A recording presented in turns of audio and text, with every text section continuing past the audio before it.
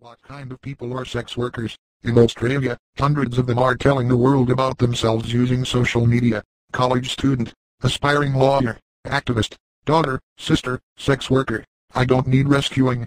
These are the kinds of statements that hundreds of Australian sex workers are making about themselves using the number sign #FaceOffProstitute hashtag. It was started last Sunday on Instagram by 21-year-old sex worker and history graduate Tilly Wallace. She was responding to a blog post republished last week in the popular online Australian women's magazine, Mamamia. The blog was written to mark the 25th anniversary of the Prostitute Meets Prince Charming film Pretty Woman, and argued that the reality of sex work was much uglier than in the movie.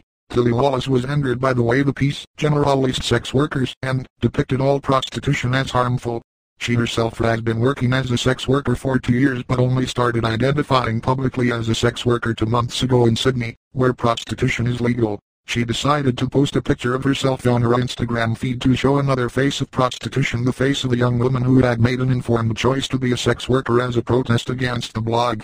Shortly after, Tilly was contacted via the Scarlet Alliance, the Australian Sex Workers Association, who asked if she would post the hashtag on Twitter. And then it began. A mass of hundreds of mostly Australian and mostly female sex workers posted images showing their faces to the world, many coming out publicly as sex workers on social media for the very first time. I was really pleasantly surprised, Wallace told BBC Trending, because sex workers are very rarely humanized as individuals. So often our bodies are spoken about, but putting our faces on social media is such a powerful